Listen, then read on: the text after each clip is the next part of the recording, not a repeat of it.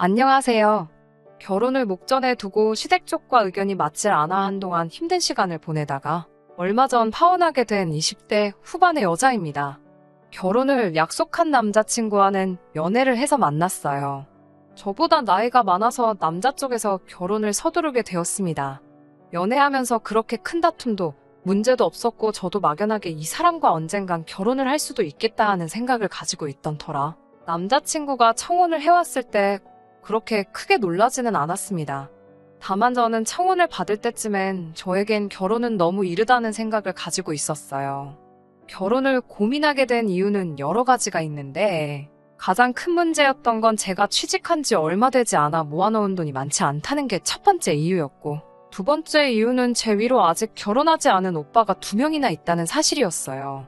요즘이야 먼저 가는 사람이 가는 게 맞기는 하지만 평범한 집안인 저희 집에서 남자 2명을 장가보내고 저까지 지원해주는 게 현실적으로 불가능하다는 생각이 들었거든요. 무슨 오지랖이었는지 오빠들 장가가려면 돈이 꽤나 들 것 같아서 저는 개인적으로 결혼할 때 부모님에게 지원받는 걸 포기한 상황이었어요. 다행스럽게도 오랜 취직 준비 끝에 들어간 회사가 나름 업계에서도 알아주는 회사라서 연봉이 많은 편이었다는 거예요. 당장은 제가 모은 돈이 많지는 않지만 결혼을 잠시 미루고 제가 1년에서 2년 정도 아끼고 모으면 부모님 지원 없이도 상당히 많은 돈을 모을 수 있다는 계산이 있었거든요. 그래서 저에게 청혼해온 남자친구에게는 미안하지만 잠시 시간을 줄 수 있냐고 전하며 거절을 하게 되었습니다. 당연히 남자친구는 이유가 뭐냐고 물어왔어요. 이 사실을 숨겨야 할 이유도 딱히 없었기 때문에 솔직하게 제 생각을 말해줬습니다. 남자친구는 겨우 그런 게 걱정이었냐며 지원금 하나도 필요 없고 돈도 결혼 후에 모으면 되는 거니 그냥 몸만 와도 된다고 자신있게 말하더라고요. 그러면서 자기도 사실 그렇게 모아놓은 돈이 많은 편은 아니라는 사실을 밝혀왔습니다. 남자친구는 따로 회사에 다니지는 않은데 본인 말로는 나름 유명해서 찾는 클라이언트가 꽤 있는 프리랜서라고 했습니다. 일이 많은 편은 아니지만 자기가 하고 싶을 때 일을 골라서 할 수 있는 장점이 있다고 매번 자랑처럼 이야기했는데 하는 일에 따라 다르지만 자기가 한 달 동안 일에 온 정신을 쏟는다면 웬만한 직장인들 몇 달치 월급은 우습게 번다고 자랑처럼 이야기하길래 저는 머리가 엄청 좋은가 보다 생각했어요. 그런데 모아놓은 돈을 보니까 꼭 그렇지만도 않았던 것 같네요. 당시 제 통장에 가지고 있던 돈이 2천만 원이었는데 이걸로 혼수며 결혼식 비용이나 예단까지 다 할 수 없다는 생각을 가지고 있었어요.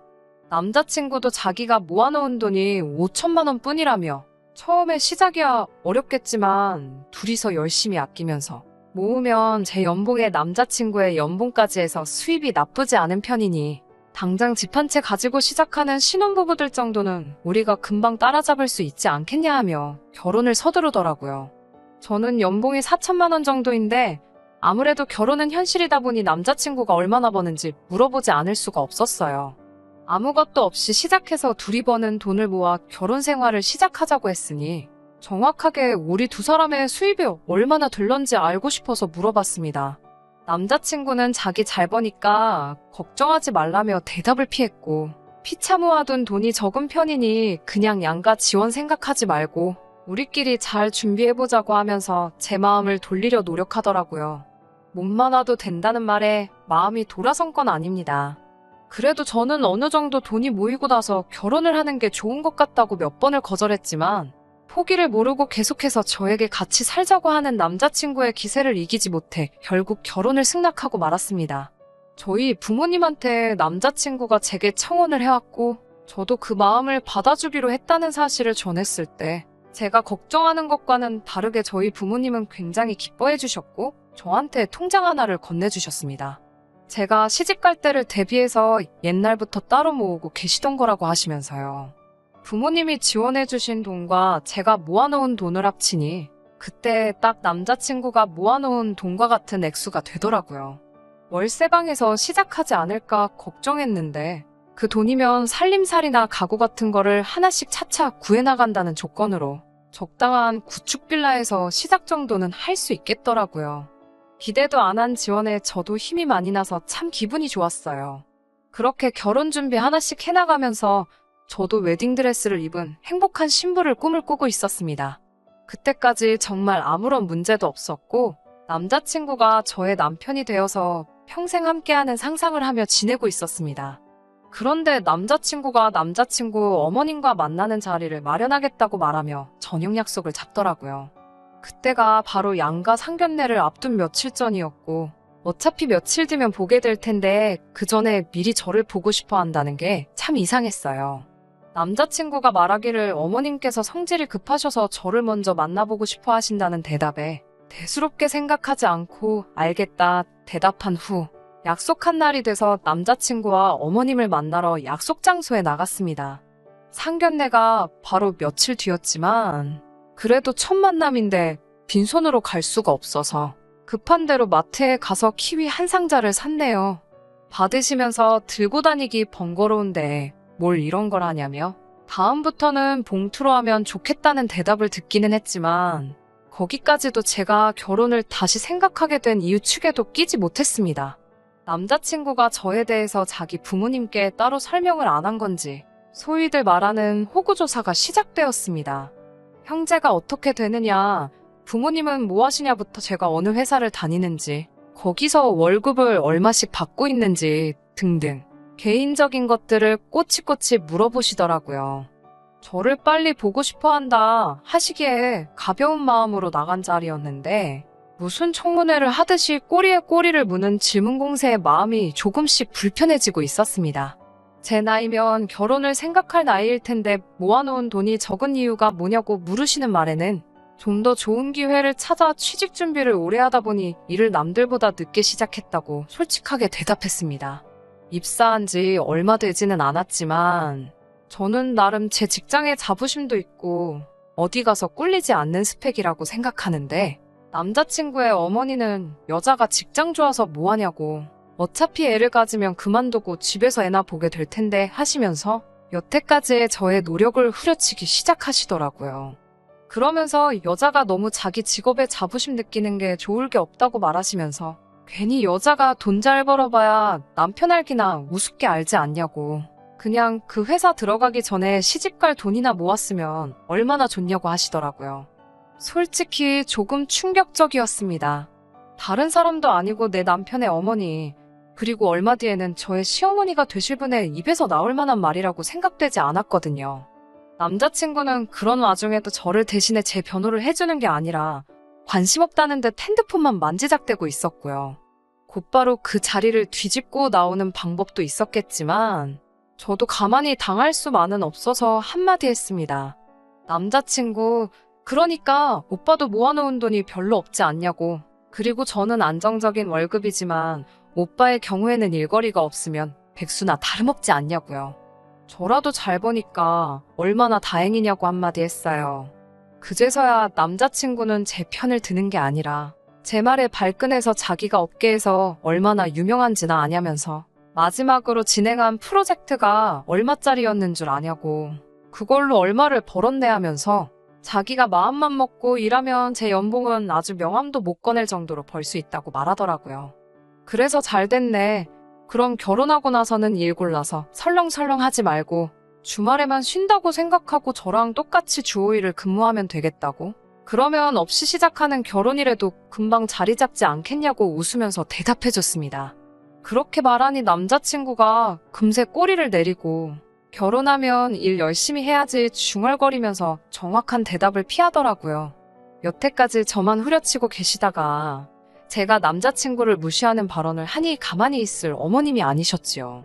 저보고 말하는 것 좀 보라고 하면서 이래서 자기가 돈 잘 번다고 생각하는 여자들이 안 된다고 하시면서 여자는 남편 알기를 어려운 줄 알아야 한다고 결혼하고 나면 남편한테 하는 행동거지부터 가르쳐줘야겠다고 하시더라고요. 그리고 이 자리를 만든 본론을 꺼내시더군요. 저랑 남자친구가 결혼을 위해 1억을 모아놓은 걸 알고 있다고 하시면서 우리 아들이 엄마 생각해서 부모 도움 없이 결혼하기로 생각한 건 참 장하다고 생각하긴 하지만 어떻게 또 부모가 된 입장에서 아무런 도움도 주지 않겠냐고 하시며 신혼집 마련을 위해 1억을 해주시겠다 하시더라고요. 어머님의 의외의 발언에 기대도 한 적이 없는데 대뜸 그렇게 큰 돈을 지원해 주신다니 감사하다고 말씀드렸어요. 그랬더니 적어보라고 하면서 아까까지는 눈 땡그랗게 뜨고 따박따박 말대꾸를 하더니 돈 준다니까 곧바로 표정 바뀌는 거 보라며 깔깔대시더라고요. 그러면서 우리 아들 보고 주는 거지 저를 보고 주는 게 아니라고 강조하시면서 집 명의는 남자친구 명의로 하자고 하는 겁니다. 지원해주시는 돈을 합쳐서 남자 쪽이 더 큰 금액을 해오는 건 사실이지만 사실 그 돈까지 합쳐봐야 적당한 집 구하기는 하늘의 별 따기일 테고 적당한 집을 구하려면 이젠 분명히 대출을 끼고 들어가야 할 텐데 대출은 같이 갚아나가면서 명의는 남자친구의 명의로 해야 한다 강조하시니 조금 당황스러웠어요. 구차해 보이는 것 같아서 그렇게 하기는 싫었지만 무슨 이유로 명의를 꼭 남자친구 앞으로 해야 하나 되물었어요. 그러니 어머님은 나는 내 아들을 믿지만 너는 믿을 수가 없다고 하시면서 언제 봤다고 내가 그 돈을 너한테 아들하고 공동명의를 하게 두겠냐고. 공동명의는 결혼 후에 제가 아들한테 하는 거 봐서 우리들한테 점수 좀 따고 충분히 자격이 된다 싶으면 그때 가서 공동명의를 해주겠다고 하시는 거예요. 아직도 후회가 되는 건 그때 곧바로 대답하지 못하고 주저했다는 겁니다. 돈 몇 푼에 홀랑 넘어가서 해야 될 말도 못했다는 게 지금 생각해도 자존심이 너무 상해요.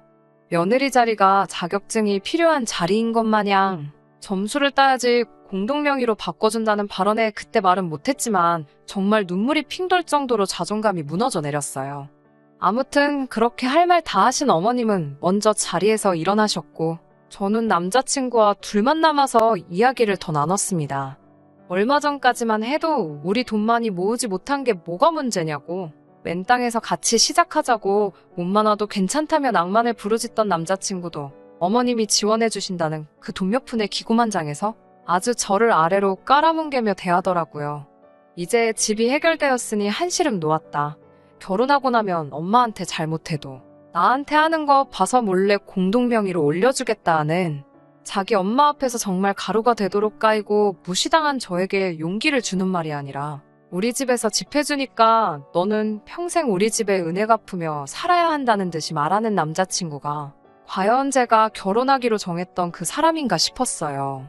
집을 해줬으니 명절날에도 시댁에 더 오래 있어야 한다? 우리 집에서는 1억을 해주는데 너네 집에서는 고작 3천만 원밖에 해주지 않지 않느냐 하면서 항상 친정보다 시댁을 우선적으로 챙겨야 한다 하고 아주 돈 얼마의 시댁을 받들어 모시라고 갑질을 하고 있더라고요. 잔뜩 주눅이 들어서 집에 왔는데 저희 어머니가 제 표정을 보더니 곧장 제가 무슨 일이 있다는 걸 눈치채시고는 엄마한테 숨기지 말고 다 말하라 하시더라고요. 그래서 고민하다가 있었던 일을 토시 하나 빠지지 않고 그대로 어머니께 다 말씀드렸습니다. 어머니는 당연히 엄청나게 분개하셨어요. 뭐 그런 사람들이 있냐고, 결혼 가지고 장사하려고 하는 거냐며 아무것도 없이 시작한다던 애들한테 돈 얼마 지원해줬다고 집안끼리 벌써부터 우위를 정하려드냐며 어이없어 하시더라고요. 다 털어놓고 나니 어머니께서 같이 화를 내주셔도 그냥 제 기분을 위로해주는 거라는 생각밖에 들지 않고 너무 기분이 우울해서 그날은 그냥 일찍 잠에 들었습니다. 그리고 며칠 뒤 시간이 흘러 양가 상견례를 하기로 한 날이 되었어요. 저희 부모님도 일찍부터 부랴부랴 정신없이 준비하셨습니다. 그리고 그날 돈 얼마에 무참히 짓밟혔던 제 자존감을 저희 어머니께서 대신 회복해 주셨네요. 상견례 장소에 도착하자마자 저희 부모님은 대뜸 남자친구 부모님을 향해 애들 집하라고 1억을 보태주시기로 하셨다고 들었다 말씀하시고는 우리 딸한테 우리가 4억을 지원해주기로 했다 하시더라고요. 뭐하러 새로 시작하는 애들한테 대출에 부담까지 안겨주냐며 이왕 해주는 거면 화끈하게 해주자고요. 저는 깜짝 놀랐어요. 이미 지원을 해주셨는데 상상도 못한 액수를 가지고 또 지원해주신다고 하시니까요. 저희 어머니는 이어서 그 돈을 보탤 테니 애들 신혼집 명의는 당연히 우리 딸 이름으로 하는 게 맞는 거겠죠 하고 남자친구 어머니에게 물어보시더군요. 어머님은 살짝 당황하시더니 그제서야 우리도 돈을 내는데 공동명의를 하는 게 이치상 맞지 않겠냐고 하시더라고요. 저희 어머니는 어머님이 저에게 이렇게 준다 말하고 남자친구 명의로 집을 하라고 했으니 우리가 그 돈의 몇 배에 해당하는 돈을 가져왔는데 이제 와서 왜 말을 바꾸냐고 우리 딸 명의로 하는 게 뭐가 문제냐고 하시더군요. 공동명의가 하고 싶으면 같은 돈을 가져오시던지 전부 아드님 명의로 하고 싶으시면 저희가 준비한 돈의 배를 준비해오라고 하셨어요. 가만 보니 아드님이 살가운 성격은 아니라서 앞으로 처가의 점수 따기는 글른 것 같다고 예비사위가 처가에 얼마나 잘하는가 보고 공동명의로 해줄까 했는데 아무래도 그렇게는 안 될 것 같다고 하시면서요. 어머님이 인상 잔뜩 찌푸리며 대답도 못하고 계신 가운데 그제서야 저도 제 정신이 퍼뜩 들더라고요. 어머니는 저번에 있었던 일을 가지고 그냥 결혼을 반대하시는 것보다 제게 현실을 알려주고 싶으신 거였다는 것을요. 신혼집 가지고 시작하는 것과 아닌 것에 큰 차이가 있는 건 당연한 소리겠지만 돈 얼마를 빌미로 이미 결혼도 하기 전에 이렇게 해라 저렇게 해라 갑질하는 집안하고 엮여봐야 뭐 좋을 게 있냐는 걸 직접 보여주시려던 것이죠. 지금이야 신혼집 명의 가지고 저를 후려치면서 큰 소리 뻥뻥 치고 있지만 이렇게 불합리한 결혼을 하면 결혼 후에 벌어질 일들이 안 봐도 눈에 선하더라고요. 당장 명절날 시댁에서 더 오랜 시간을 보내는 게 아니라 집값 얼마 더해졌다고 그 집에서 기도 못 펴고 눈치 보며 식모살이 종로를 타고 있을 제 모습이 보였어요. 어디 명절날 뿐이겠어요. 당장 남자친구마저도 저렇게 태도가 바뀌어서 그러는데 집에서도 어떤 대우를 받으며 지낼지가 머릿속에 그려졌습니다. 굳이 찍어 먹어봐야 이게 똥인지 된장인지 알 일도 아니었던 거예요. 일륜지대사인 결혼을 손바닥 뒤집듯 뒤집어버릴 수는 없는 일이지만 그렇다고 이미 결혼하기로 정했다고 부당한 대우까지 참아가면서 이 결혼을 꼭 해야만 할 이유도 없는 것이었죠. 결혼과 관련된 이야기가 오가야 할 상견례 자리에서 저는 벌떡 일어나 그냥 이 결혼은 할 생각이 없다고 파혼 선언을 하고 저희 부모님 모시고 자리를 박차고 나와버렸습니다. 아무리 내로남불이라지만 지원금을 이유로 제가 후려침을 당하는 건 당연한 거고 이제 와서 저희 쪽에서 결혼을 위해 큰 돈을 준비했다고 하니 그제서야 부랴부랴 태도를 바꿔버리며 쩔쩔매는 모습에 더는 길게 생각할 이유조차 없었어요. 집에 돌아와서는 어머니한테 그런 큰 돈이 어디서 났냐고 물어봤어요. 그 돈은 저희 부모님 노후 자금에 오빠들 결혼할 때를 대비해 모은 돈까지 다 합친 거라고 하셨습니다. 그리고 오빠들도 옆에서 자기들이 여태껏 모은 돈도 보탠 거라고 하네요. 돈으로 갑질하려는 남자 쪽의 본때를 보여주라고요. 오빠들까지 나서서 고민하지 않고 저를 위해 그렇게 돈을 모았다는 사실이 참 감동적이었어요. 그나저나 만약에 제가 그 돈을 그냥 받고 결혼을 진행했으면 어쩔 뻔했냐고 물어봤지요. 그러자 부모님도 오빠들도 하나같이 하는 말이 그 돈 가지고 둘도 없는 가족인 제가 행복하게 살 수만 있다면 돈이야 또 벌면 되는 거고 모으면 되는 거지 아깝지 않았을 거라고 하더라고요. 그 말을 들으니 가차없이 파혼 선언하고 돌아온 제가 다 자랑스럽게 느껴졌습니다. 어머니도 이어서 어디 돈 얼마 가지고 유세 부리면서 사람 우습게 아는 집구석하고는 잘 헤어졌다고 저보고 좋은 결정 내린 거라며 이번 일로 상처받지 않았으면 좋겠다고 저를 위로해 주셨습니다. 앞으로 제가 앞날이 창창하니 그 기간 동안 준비 잘해서 저의 배경이나 조건이 아니라 저를 진정으로 아껴주고 사랑해 줄 수 있는 사람을 만나면 좋겠다고 하시더라고요. 큰 돈을 봐서인지 아니면 그 돈 앞에 제정신을 차린 건지 파혼 선언을 한 이후로 남자친구에게서는 몇 번씩 연락이 왔어요. 저한테 미안하다고 우리 다시 잘 시작해보면 안 되냐고 하면서요. 그렇게 오래 만나온 사람인데도 마음조차 흔들리지 않더라고요. 양가 부모님 지원 없이 처음에 말한 대로 다시 시작할 생각이 있냐고 한번 떠봤습니다. 남자친구는 이런 저의 질문을 전혀 예상도 못했다는 듯이 더 쉬운 길이 있는데 뭐하러 힘든 길을 가려 하냐고 저희 부모님 지원금으로 신혼집 구하고 집도 제 명의로 하라고 하면서 저에게 다 맞춰주겠다 하더라고요. 일단 결혼부터 하고 보자는 그 태도를 보니 저는 이 사람에게 미련 가질 이유도 못 느끼겠어서 그냥 여기까지만 하자고 어머님 말하는 대로 다 따르는 그런 사람 만나서 결혼하라고 말하고 전화를 끊어버렸습니다. 제가 단호하게 연락을 끊어버리고 그 뒤로 걸려오는 전화도 싹 다 무시해버리니 그 뒤로부터는 저한테 연락도 안 오더라고요. 이번에 사람의 본성이 쉽게 바뀌지 않는 걸 배운 것 같아요. 어머니가 해주신 말씀처럼 저의 조건이나 배경이 아닌 진짜 제 자신을 아껴줄 사람을 만났으면 좋겠습니다. 끝까지 들어주셔서 감사합니다. 오늘의 사연은 여기까지입니다. 구독과 좋아요, 알람 설정 부탁드리고 더 좋은 사연으로 다시 찾아뵙겠습니다. 감사합니다.